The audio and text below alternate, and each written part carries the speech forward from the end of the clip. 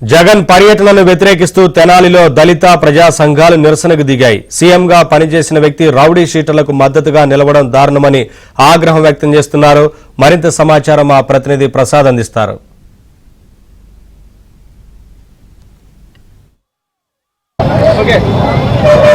అందరికీ నమస్కారం. నా పేరు సుద్దపల్లి నాగరాజు.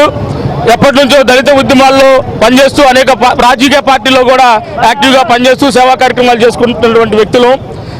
ఈరోజు తెనాలికి విచ్చేసిన జగన్మోహన్ రెడ్డి గారు ఎంతో దారుణమైనటువంటి వ్యక్తిత్వంతో కలిగి నేరస్తులు ఎవరైతే ఉన్నారో ఈ తెనాలి ప్రజల్ని భయభ్రాంతులకు గురి చేసి ఆడవారి మెడల్లో చైర్లు లాక్కుంటూ అలాగే గంజాయి తాగుతూ అలాగే హత్యా ప్రయత్నాలు చేస్తూ ఆడవాళ్ల మీద హత్యాచారాలు చేస్తూ ఎంతో విధంగా క్రూరంగా తయారైనటువంటి ఒక గంజాయి బ్యాచ్ని పరామర్శన చేయడానికి చేసినటువంటి జగన్మోహన్ రెడ్డి గారికి మేము తీవ్రంగా ఖండిస్తూ ఉన్నాం. ఎందుకంటే జగన్మోహన్ రెడ్డి గారు మీ ప్రభుత్వ హయాంలో గతంలో 2022 నోతక్కి రవికిరణ్ ఇతను ఒక సామాన్య కుటుంబంలో దళిత మాదిగ బిడ్డ. ఇతను చిన్న సామాన్య ఉద్యోగి చేసుకుంటూ ముసలి తల్లిదండ్రులను చూసుకుంటూ భార్య పిల్లల్ని చూసుకుంటూ పోషణ జీవిస్తున్నటువంటి వ్యక్తి. ఈ వ్యక్తిని ఇప్పుడు ఎవరినైతే పరామర్శించడానికి నువ్వు వచ్చావో తెనాలి వాళ్ళ అనుచరులు మొత్తం కూడా చంపి ముక్కలు చేసి శవం కూడా దొరకకుండా చేసినటువంటి నేపథ్యం ఉంది. నా మూడు సంవత్సరాలు నిండిపోయింది, 4వ సంవత్సరం. కనీసం శవం కూడా దొరకలా, షార్ట్ షీట్ కూడా దాఖలు చేయడానికి మరి అవకాశం లేకుండా పోయింది.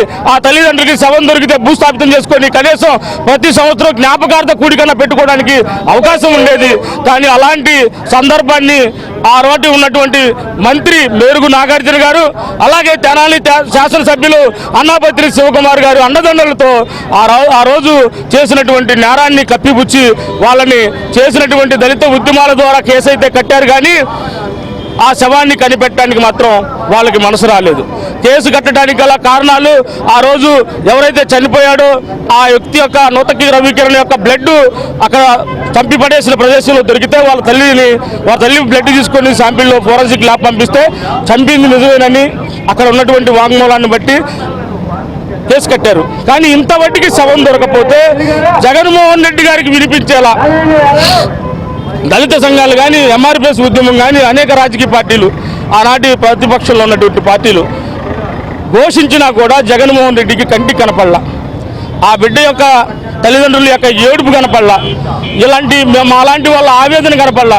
కానీ ఈరోజు పోలీసు వాళ్ళు ఏదో 4 దెబ్బలు లాఠీలతో కొట్టారని మరి వాళ్ళని పరామర్శించి వాళ్ళకి భరోసా ఇచ్చి రేపొద్దున్న నేను అధికారంలోకి వస్తే నీ ఇష్టం వచ్చినట్టు గంజాయి తాగు, నీ ఇష్టం వచ్చినట్టు తెనాలి ప్రజల్ని నాశనం చేయి, నీ ఇష్టం వచ్చినట్టు ప్రజల్ని చంపేసాయి, నీ ఇష్టం వచ్చినట్టు ఆడవాళ్ళని అత్యాచారం చేయమని ఒక భరోసా ఇవ్వడానికి వచ్చినట్టు జగన్మోహన్ రెడ్డి, నీకు నీతి నిజాయితీ ఉందా? ఒక క్రైస్తవ కుటుంబాన్ని నమ్ముకున్న వ్యక్తివి నువ్వు. నీ తండ్రి ఒక్కసారి గుర్తు చేసుకుంటే ఏనాడు ఇలాంటి పనులు నీ తండ్రి చేయలేదు. నువ్వు ఎందుకు చేస్తున్నావు అనేది నీ మనసుకే మేము వదిలేస్తున్నాం. నీవే మరి ఇలాంటి దుశ్చర్యల్ని మానుకోకపోతే ప్రజలు ఖచ్చితంగా 2024లో ఏ విధంగా బుద్ధి చెప్పారో రాబోయే రోజుల్లో కూడా నీకు ఎలాంటి మనుగడ లేదు. ఈ రోజు తెనాలి రాకతో వైఎస్ఆర్ కాంగ్రెస్ పార్టీ భూస్థాపితం అయిపోయింది. జగన్మోహన్ రెడ్డి ప్రజల్లో నాశనం అయిపోయాడని చెప్పి సభాముఖంగా తెలియజేసుకుంటున్నాను.